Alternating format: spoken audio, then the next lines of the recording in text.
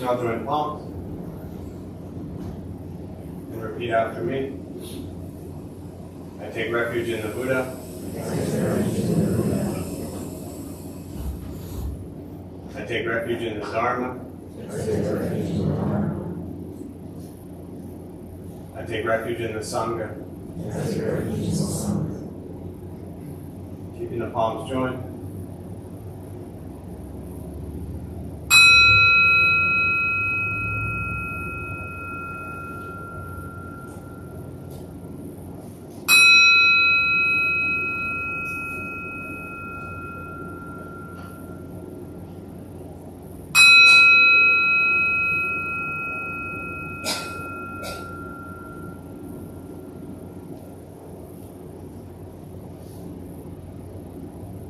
Palms down.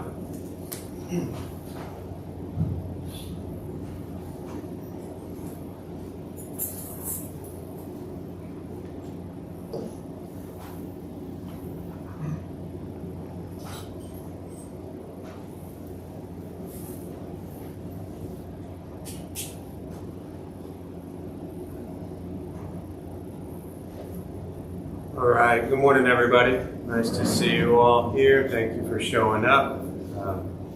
It's funny, somebody asked a question, I think it was Tuesday night, something about does all the problems and all the challenges and all the difficulties just go away?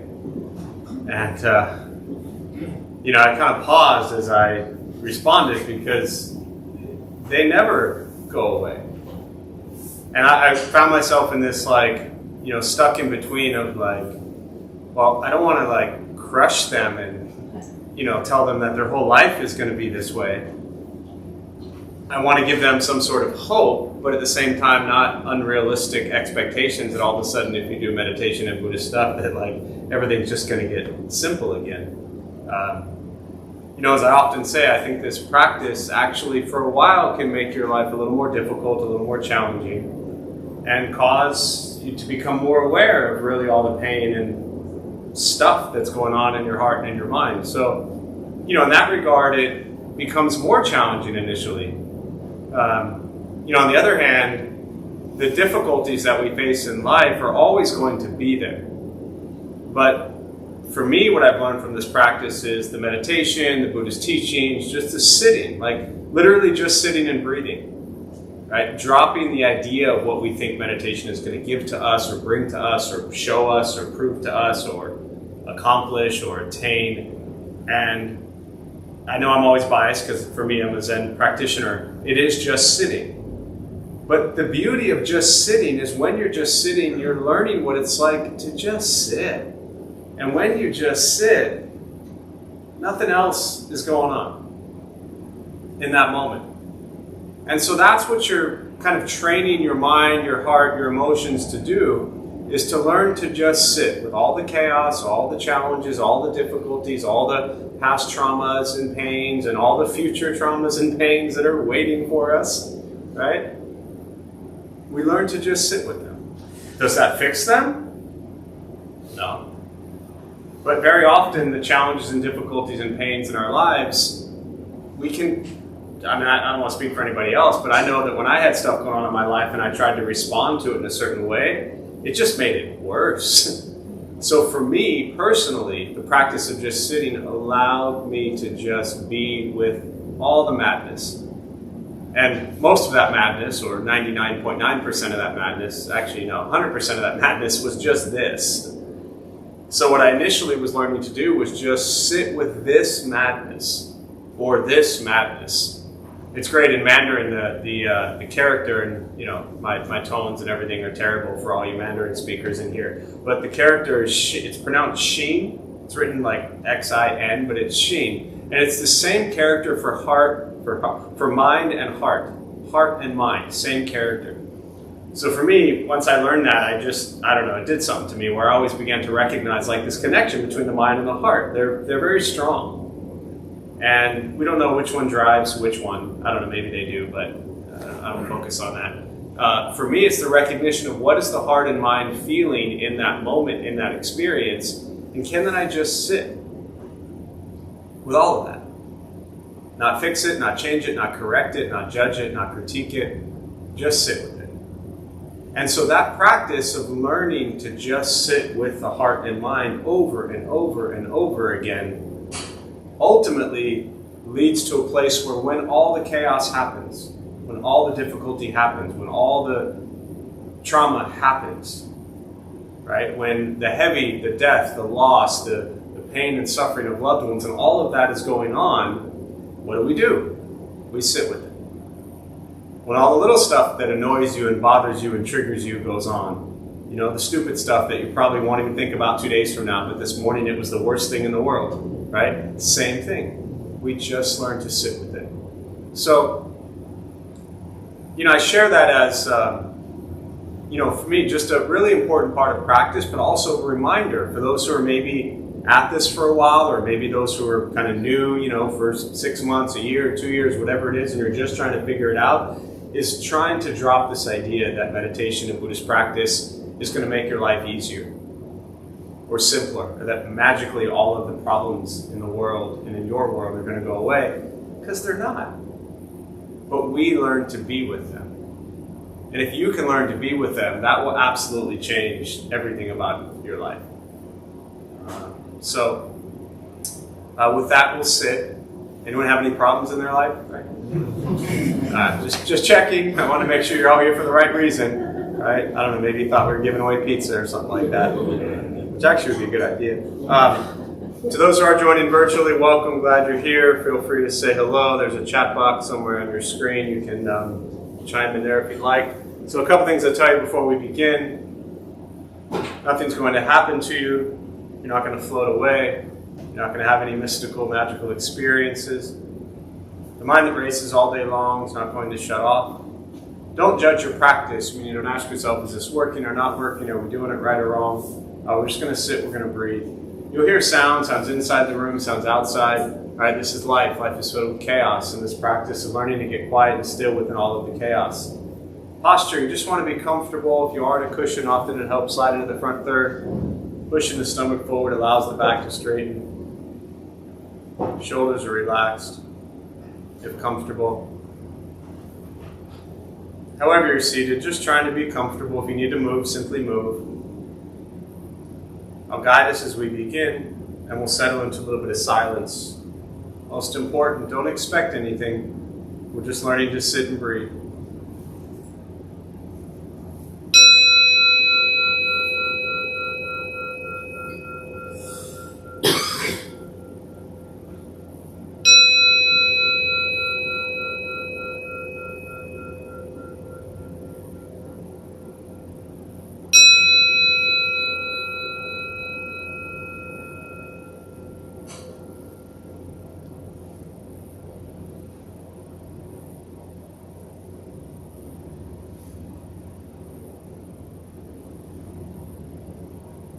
Starting with the eyes closed if comfortable,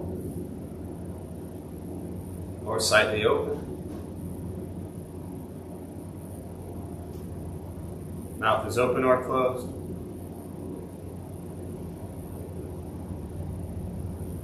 Start with taking 3 deep breaths, slowly.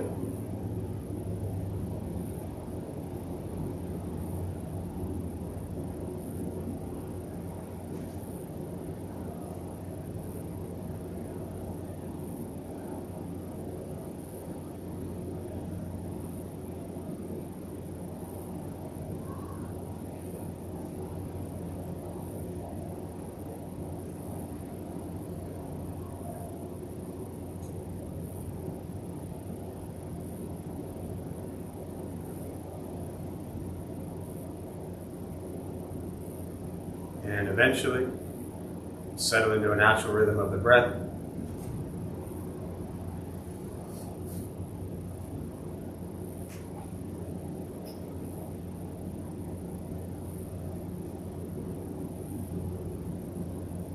Noticing the mind as it wanders, jumping from thought to thought.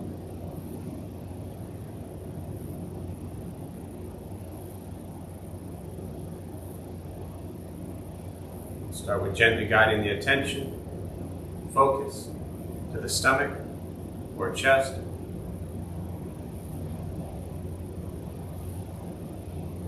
Breathing in, feel them rise. Breathing out, they fall.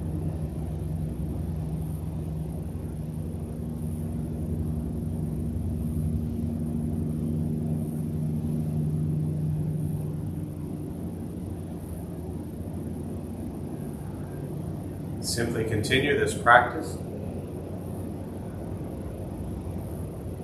observing sensation of breath.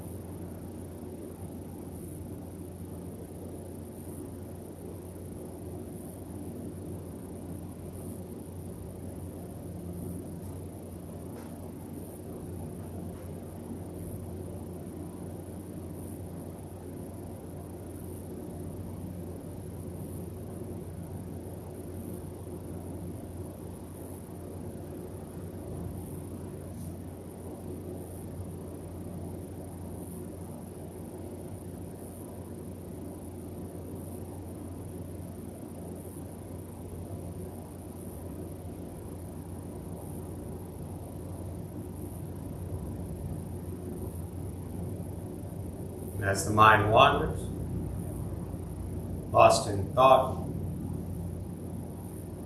recognize it, release that thought, return attention, focus to the breath.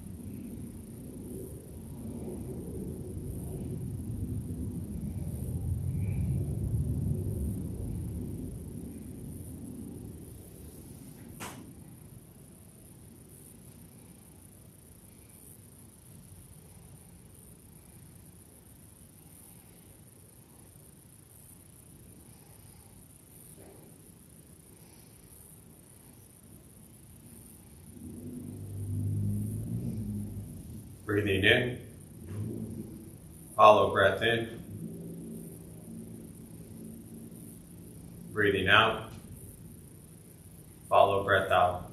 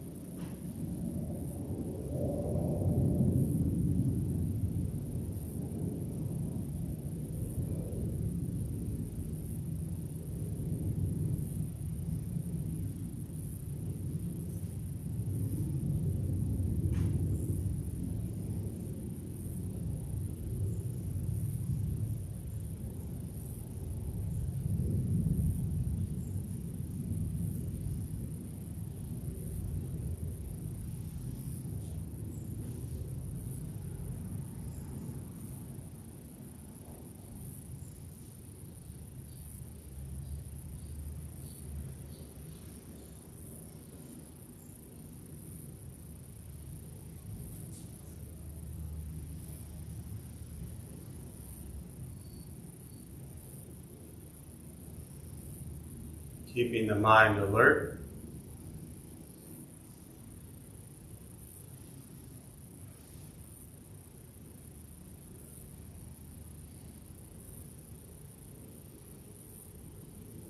Aware of each sound.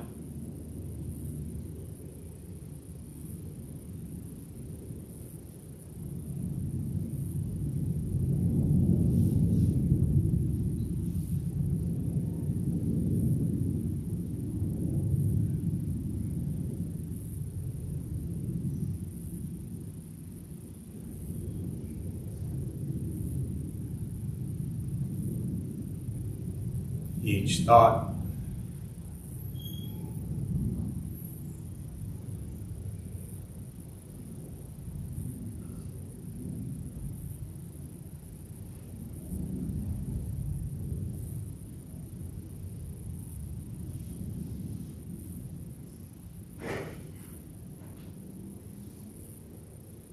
Each physical sensation.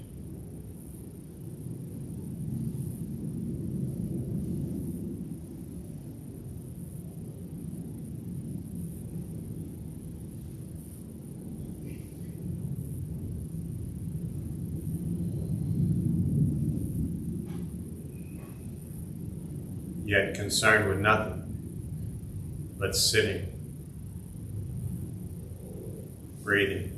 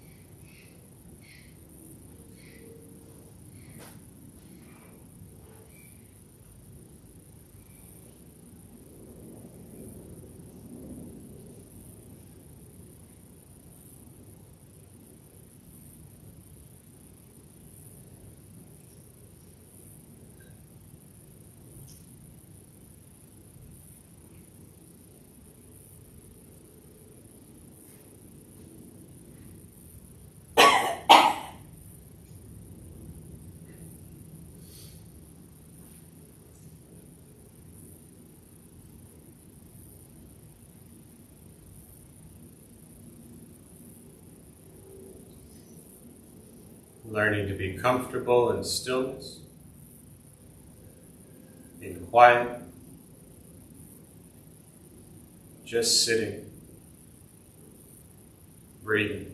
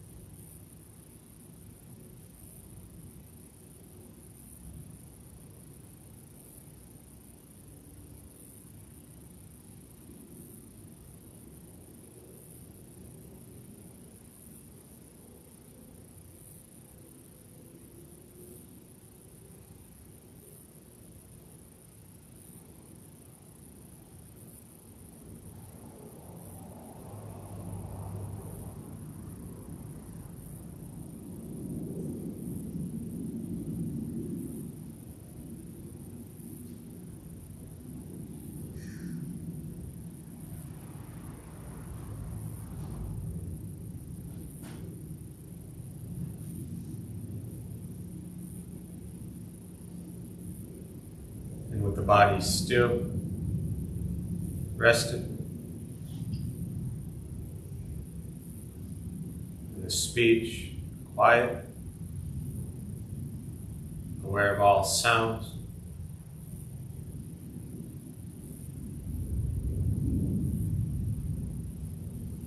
And the mind learning to settle.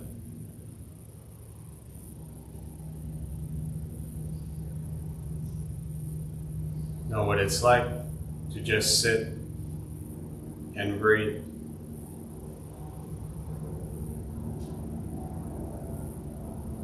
Knowing with each breath, there's nothing else to do.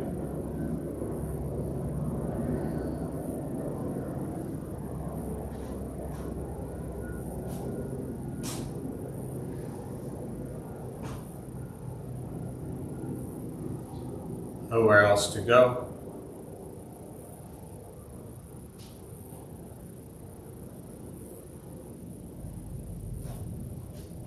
And no one else to be.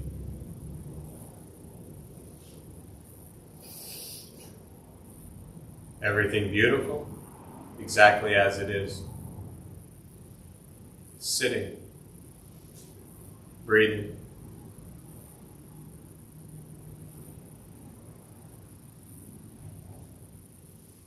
Once again, taking 3 deep breaths, slowly.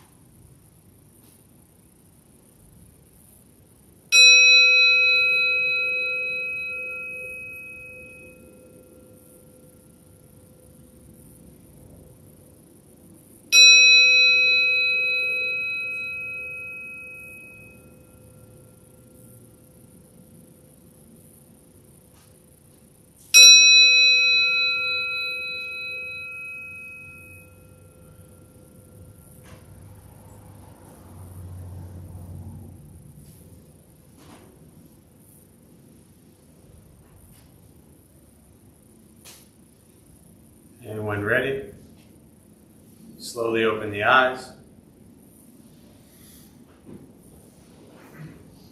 Slowly beginning to move.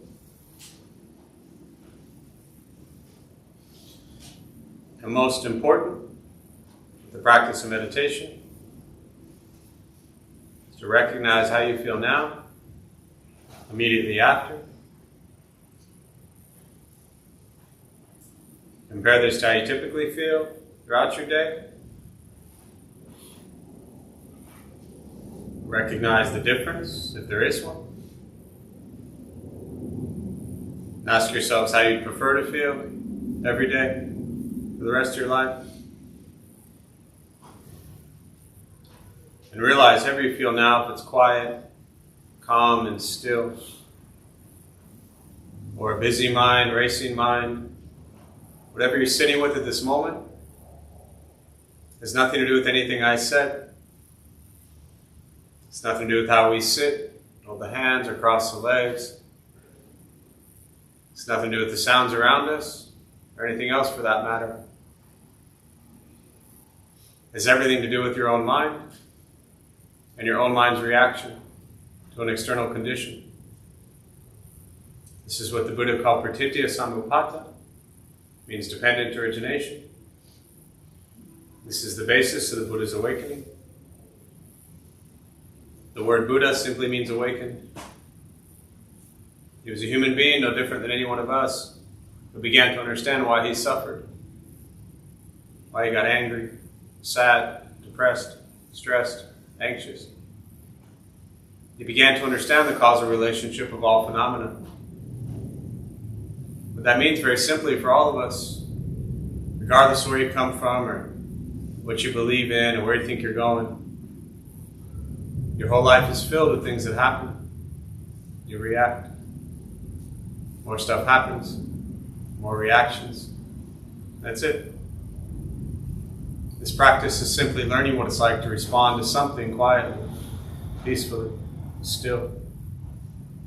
Because for most of us, the way you responded to the last 20 minutes is quite different from how you respond to everything else that's happening throughout your day. And so all we're working on is closing the gap to where the way you feel now is closer to how you feel always. Just as driven, motivated, productive, successful, whatever that means to you in your respective lives. But with a mind that's steady, clear, focused, distracted by nothing, disturbed by no one. It's not an easy practice. It's not necessarily fun. It's not an escape, as often we think it is. It is direct perception into this present moment. And very often, as I spoke about at the beginning, the present moment is filled with conflict, chaos, difficulty, challenges, pain. This is life. We cannot escape that. But we can learn how to manage it, how to be with it. Once we stop trying to change, fix, control, manipulate everything outside of us, and we work on changing our mind and our reaction to the world around us, life gets simpler. But it's a practice. Meditation is free. Buddhist practice is free. It's just sitting, breathing, learning to be kind to yourself and everybody else. And that's all.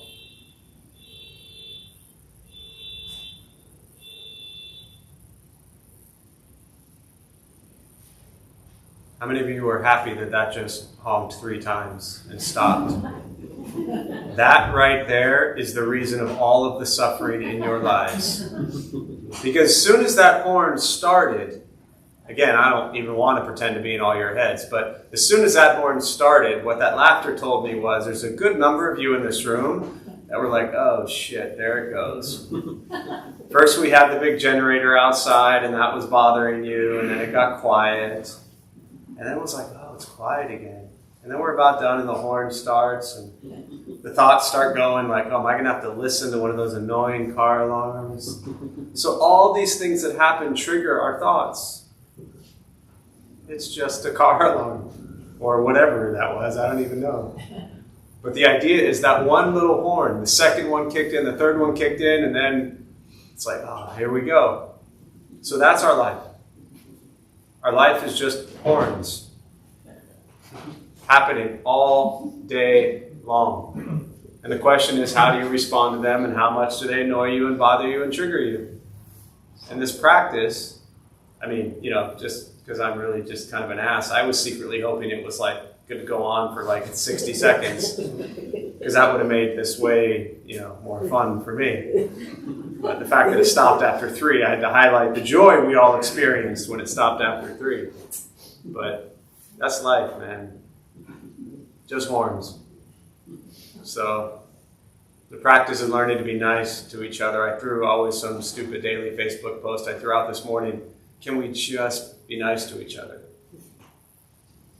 I mean, for me, that's always what this Buddhist practice has come down to for me as a practice. Just trying and learning day in and day out to be nice to each other, which also includes nice to ourselves, which is very often the hardest for most. So with that, I'll pause. As always, I just prefer to respond to questions, meditation, Buddhist practice, anything you're sitting with. And again, to those who are joining virtually, I'm glad you're here. Feel free to say hello. If you have any questions, you can put them in the chat box, and I'll do my best to respond. So we'll use the rest of our brief time for questions.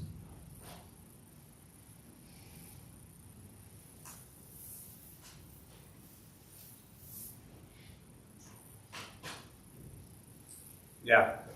So in the meditation, I started coming about a year ago, and first time I heard you speak, it was great to know that, hey, my mind's not supposed to go blank, because that's what I always thought before. And so I was like, wow, this maybe can actually work.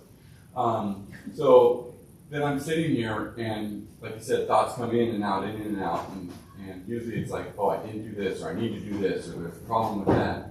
So, and then last week you had mentioned like food, burrito, and then what's in the burrito, stop. Just let it go on to the next. So it's constant thoughts coming in.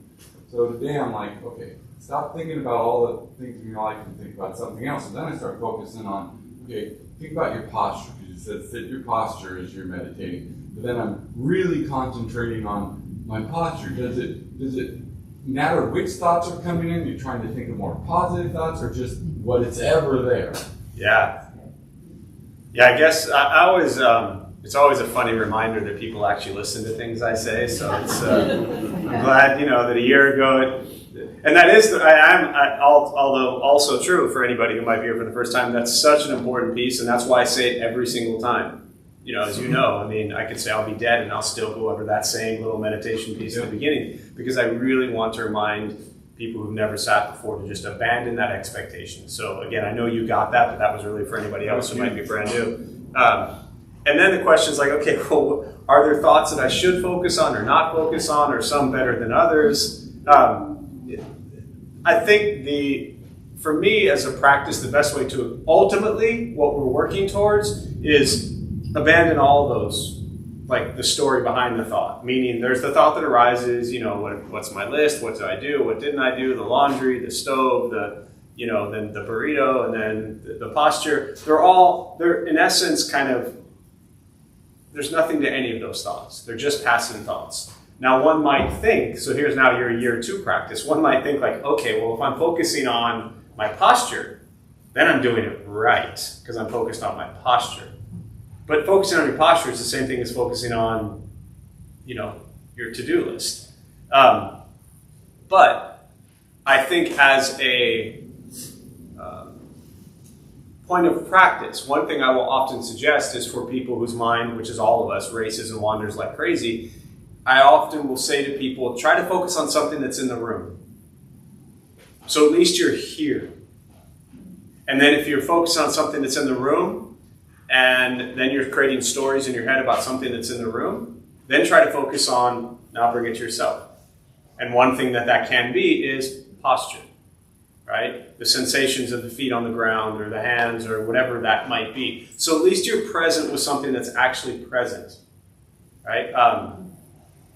Ultimately, what you're working towards, and I'm not setting this up as a goal, but just to keep in mind that ultimately it's the sensation of breath without any thought behind it.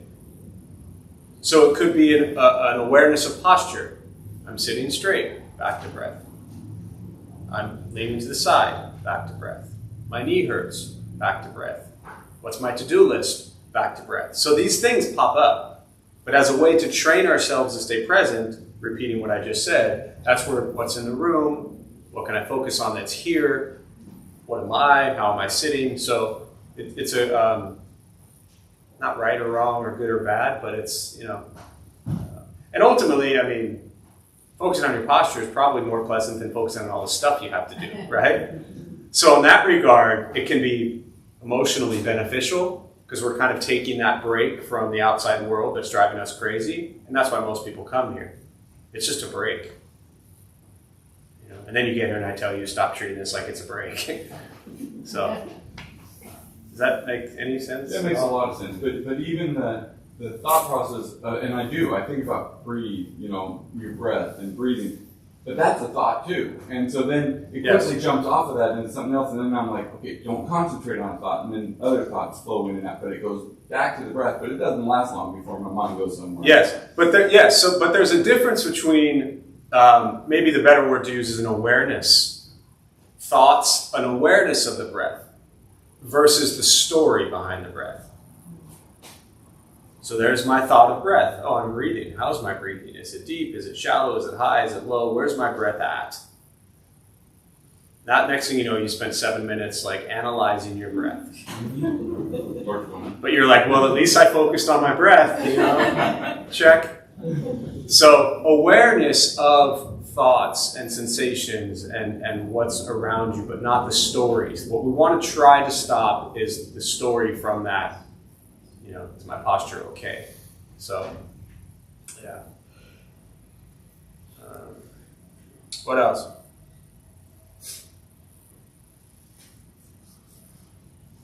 Yeah. Okay. I just wonder if I'm fooling myself. If you're what? Oh, if you're fooling yourself? Yeah. You are. Oh, Yeah. Okay, I've been coming here about a year, so I know I shouldn't have gotten too far.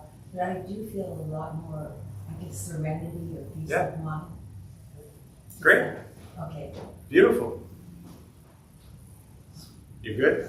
Yeah. Yeah, I mean, I do. I don't, I set the bar low. Like, don't expect it, right? I mean, most people have failed enough in their lives, and that's what leads people to coming here. So let's make this something we can feel like we're doing okay at. And so there's not even a bar. There's just, let's just sit and breathe. And to me, I look at these things of, as you said, feeling peaceful and more serenity. To me, these are side effects. These are bonuses. These are wonderful things that occur from sitting, breathing, getting quiet, contemplating our thoughts and our words and our actions. The side effects of those are we feel more peaceful. We feel more serene. Those are beautiful things. So you're not fooling yourself around that. This does transform ultimately into changing your life outside of here. And that's really, I think, what this practice is about. So yeah, good job. There's a question, let me see.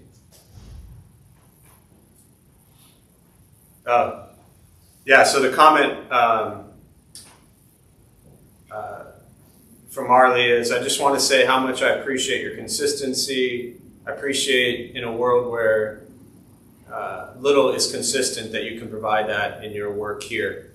Yeah, and I appreciate you, Marley, for pointing that out. And I think for me, that is my objective, is to have things be a steady, consistent way, because ultimately where I'm pulling that from, to me, that's the teachings of the Buddha, is the awareness of the breath.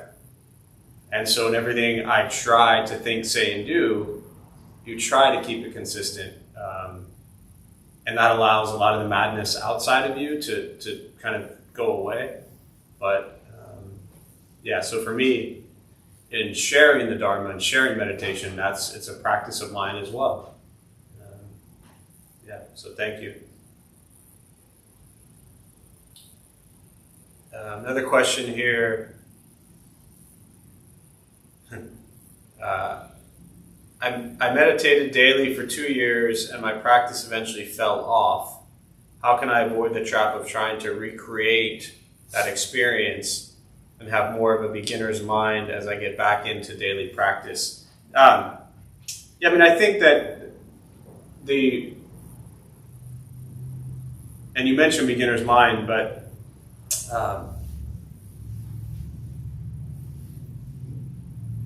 I would attempt to abandon this idea of having some goal or expectation of the practice. So, okay, you did it every day for 2 years. Well, that's done. So it doesn't matter what it did to you for 2 years. How is the practice for you now? How is it? Obviously, you're here, so maybe you sat today, you're sitting now. Yes, that is the beginner's mind. What is my practice like now? Right? Often people say they fell off. I hear that all the time. You didn't fall off. You just stopped doing a seated meditation. You didn't fall. Right? You didn't fall off of anything. You just stopped. And now you're starting. So that's it. You maybe had breakfast this morning and ate, and now you're not eating. You're not eating now, maybe you'll eat later. It's the same thing. You're sitting now, you're not sitting now. But this idea of like, I had 2 years, as if it's some goal. We don't get like brownie points for sitting for however many years. Every day your life is absolute chaos for all of us.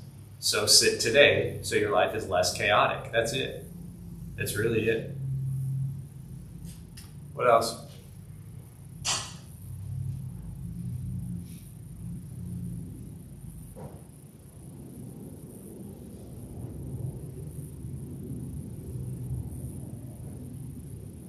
Martha, I don't have a question. I just wanted to say how wonderful it is to be sitting here. I used to come, lived here. It's been about 6 years. I just want to thank you for still being here. Still saying the same things too, huh? Yeah, awesome. Thank Yeah. you. I'm taller now than I was 6 years ago, and less hair, but same thing. Yeah. Where'd you go for 6 years? I'm visiting now. I moved back. My dad's 94, so I moved back to Massachusetts. Yeah. So that's another thing that was in my mind. It's like, now he's used to having me there, but I want to be here, so the whole. Yeah. So, but it's so nice to be present. Thank you. For sure. Well, welcome back. Glad you're here. Hope your dad stays okay. Yeah. 94, that's a good run. Yeah, lives alone, does well. Yeah. Yeah. Crazy. Yeah. So when we're dealing with emotional pain, psychological pain, heart pain, just the pain of life, from the Buddhist perspective, the goal is just to be with it until it stops. Or it will never stop and you still just be with it. It may never stop. Right? Fair enough. Yeah. I mean, that actually makes it a lot easier. Sure.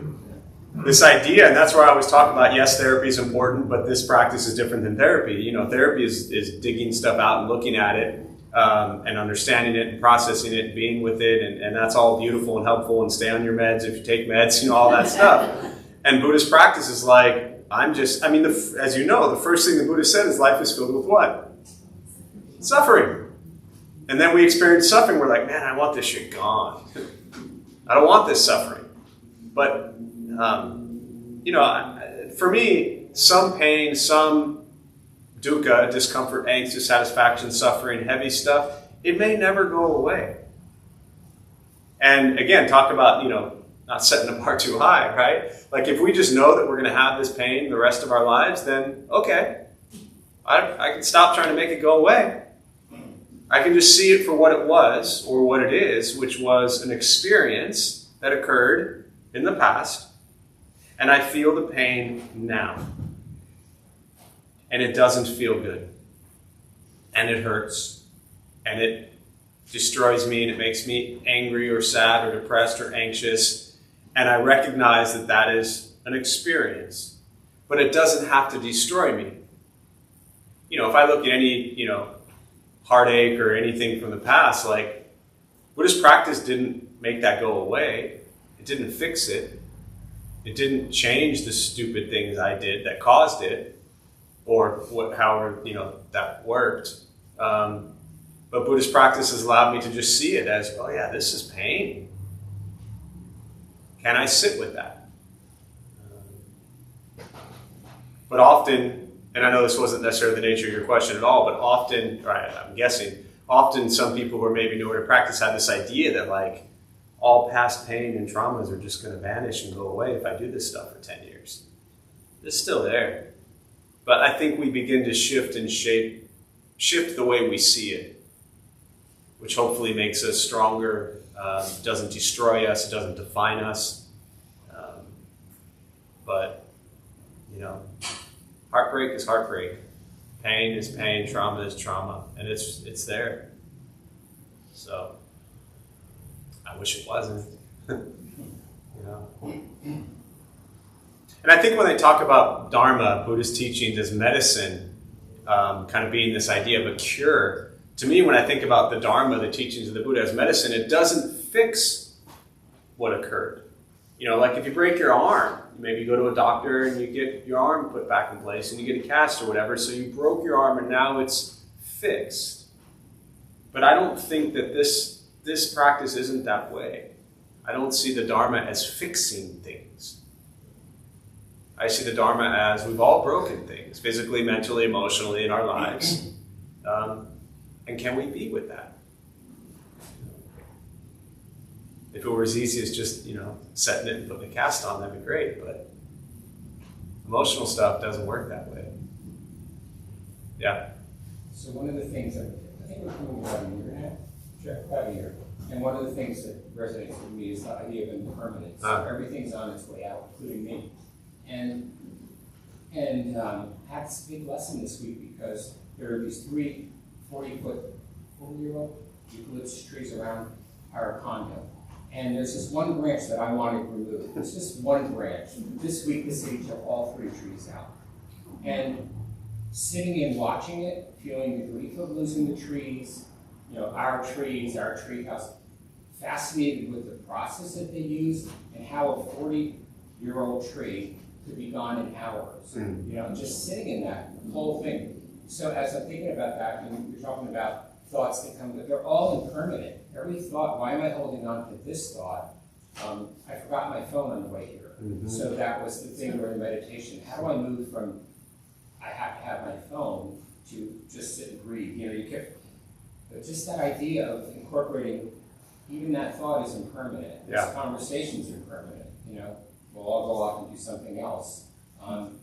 So that really resonates with me more than that's something that I can apply every moment of the day. Yeah. So when I'm feeling angry, that's on its way out. When I'm happy, that's on its way out. And not having any attachment to it, allowing the feeling to come and go. Like that's what it is. Yeah. Beautiful. So that brings me that sense of acceptance and peace to realize everything is on its way out. Yeah. Yeah, I mean, I often say, I think that's, I often say this is the most important Buddhist teaching, and I change whatever it is that follows that sentence. But I really do think that, if I had to put like a top 3 list, impermanence is there because it which also makes it okay for me to change my top 3 list of what I think is the most important Buddhist teaching. But impermanence it just allows everything to, it allows us, if we can integrate it, like you said, to apply it to your life, it allows us to drastically shift and shape how we feel in each moment. If we can see and feel and experience the impermanence of everything. And the other thing I realize is I don't get a vote in everything that happens in the world. Everything doesn't happen according to me. Things happen, and that's also part of it. Yeah. I don't get a vote. Yeah, for sure. What else? There's a question here. Can you remind me of your favorite beginner books, please? Yeah, I mean, for me, always Zen Mind, Beginner Mind. Again, biased from a Zen perspective, but I think Zen Mind, Beginner Mind is an incredible text. And then the other one, it's out of print, but it's called Lotus in the Stream. It was written by Master Xing Yun, translated by Tom Graham, and it goes through all the basic Buddhist teachings: Four Noble Truths, Eightfold Path, 6 Paramitas, Dependent Origination, Karma, Rebirth, all the kind of the core fundamental teachings. Each chapter is about 15 pages. So those are always my 2 favorites. Because it's out of print, you have to get it on Amazon. Which where you would get one that was in print probably also. But you have to kind of dig around. Sometimes they're not as easily available. There's one out there that's like $150. It's worth it. Yeah. What else? Thoughts, questions? Yeah. He's talking about discipline and change. I know that's a weird one, but my example is I've got some health problems, 2 of which are affected if I make sure I have the discipline to take my pills. And as long as I do that, I'm golden. But the other one, I need to take more action and take it on myself, and I wonder what the relationship is between what we're doing now and get up and go. Well, when you say, I just want to understand the question, when you say the action part, are you talking about the action applied to the discipline needed to take your medication as an example? No, sure. No? Sure. No. This would be specifically get my cardiovascular system in shape by exercising. Okay. So you're talking about how do you have the discipline to take pills and how do you take action by exercising? Take your pills and get on a damn treadmill.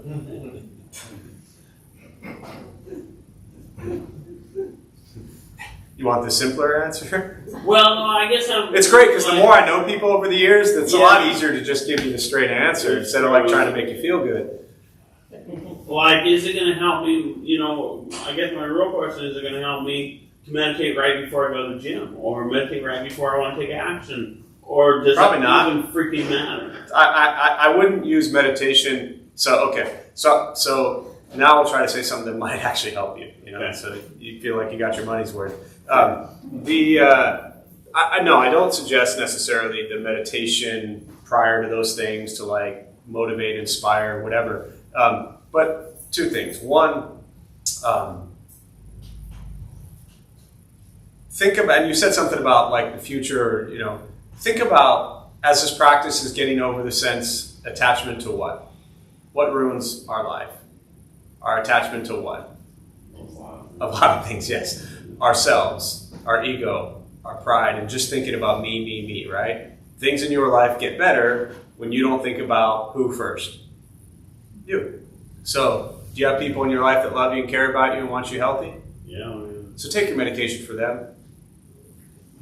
Because if you don't, who's going to have to come in and take care of you? They are. Don't take your medication. What's that? Same goes for the treadmill. Well, I'll get to the treadmill in a minute, but yeah, I'm going to start with the medication because you're talking about two things that are definitely, they're related. But the first thing with the medication and the discipline is we all have tremendous discipline. It is all over the board, right? You ever gone like 10 hours straight with Netflix? That's a lot of discipline, man. You got to pee, but you're like, nope, this episode's over in 5 minutes. I can make it. So you have tremendous discipline. I've seen it in many areas and heard it in many areas of your life. You're here as much as anybody. You have tremendous discipline in your life. You have the ability, the capability to have discipline. What often lacks with discipline is understanding the reason behind it. And when we make things about us, it's sometimes easier to drop that discipline. But if we make our discipline about somebody else, then you're doing it for someone else. Then you're actually taking your medication so somebody else who loves you isn't stuck taking care of you later or any sooner than they need to. Because your dumbass didn't take your pills. Right? Yeah. So make your medication about somebody else to keep yourself healthy for them. So you can be alive and healthy for them. Because despite what you might think, they would miss you if you were gone. So take your medication for them. Okay? And when you take your medication every day, what is it, a pill, 2 pills, how many pills? It's 4 in the morning, 4 at night. Okay, 4 in the morning, 4 at night. Great. Do you have 4 people you love in your life? Yeah. So each time you take, now you need 8 or do it 4 times 2, either way. Because you do it twice a day. But each time you take that pill, tell yourself, I'm taking this pill for so-and-so. And then nighttime rolls around and you're like, I'm tired, I don't want to take pills. Well, those 4 people, they want you to take your pills. So make it about them. The other part, the discipline, the diligence, the effort, the exercise, it is all kind of tied together. But, you don't even need a treadmill. Just get outside and walk. In San Diego, it's beautiful here 90% of the year, we're at the end, kind of at the end here, so I'm not going to go on this too much right now, maybe next time. But one thing that doesn't, I think, get talked about enough around Buddhism and kind of Buddhist practice and Buddhist teachings is taking care of physical health. But it just, for whatever reason, kind of gets overlooked. Most people don't come to meditation and Buddhist practice because they're trying to take care of their physical health. It's usually not the first thing. Sometimes, some people do, because physical health, we often know, is tied to mental and emotional stuff also. Ever been really depressed and eaten like 3 pizzas? So there is a strong connection there as well, the physical health. But again, we're kind of at the end here. Don't ignore the physical health, right? We take care of the mind, we take care of the heart, we take care of the body. We need all 3 of them. The Buddha may have been awakened, but you know what he did? He died. Because his body was done. So taking care of the physical is equally as important. And if you know that your exercising and things like that can help, big picture, keep you healthy, right effort, diligence, that's the Bodhisattva right here. That diligence, that effort, that the wisdom, right? There's your wisdom right there with Manjushri. The wisdom is don't be lazy because people you love want to see you healthy. Does that help? A lot. Yeah, good. Much better than just calling you a dumbass, right? All right. So I think I'm going to close on that. We'll join palms. May the benefit of this practice be shared with all beings in all directions. May all beings be at peace. May all be free from suffering. May any merit gained from this practice be transferred to Shirley Tem during her time of rebirth, and to Danny and their family and friends who suffer at this time.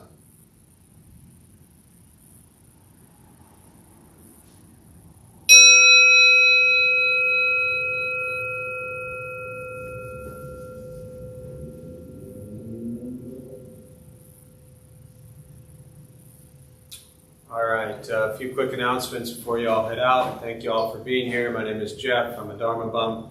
We opened up this temple 18 years ago to introduce Buddhist practice to those who show up. Those of us who lead, we're not monks, we're not nuns, we're not gurus, we're not masters, we're not teachers, we're not looking for students, we're just practitioners.